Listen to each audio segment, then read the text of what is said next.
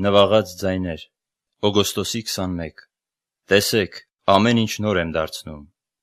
Միայն երկրային իրականությանը գանված հոգին է, որ չի կարողանում սավառնել։ Այն օրհնությունը և այն ուրախությունը, որ ուղարկում եմ ձեզ ձերբազատելու համար աղքատությունից ու սրտի ծանրություններից, պետք է թուլացնի ու կտրի մի կապ ձեզ երկրին կապող։ Այդ կապերն են, որ կաշկանդում են ձեզ,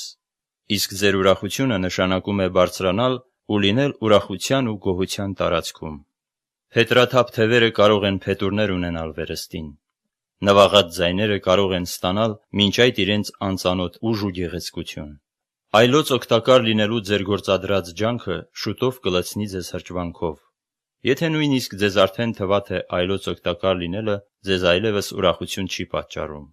Դուք որքան էլ մտածեք, որ արդեն շատ եք սպառվել, հոգնել ու ցավերով բեռնավորվել, բայց ահա ես ասում եմ, ահավասիկ ամեն բան նոր եմ դարձնելու։ Այս խոստումը պետք է կատարվի։ Ինչպես մի ժամանակ այնքան սիրով խոսեցի ձեզ, այսօր էլ նույն ձևով աղմուկներից հոգնած ձեր ականջներին այսքան մոտիկից կրկնում եմ.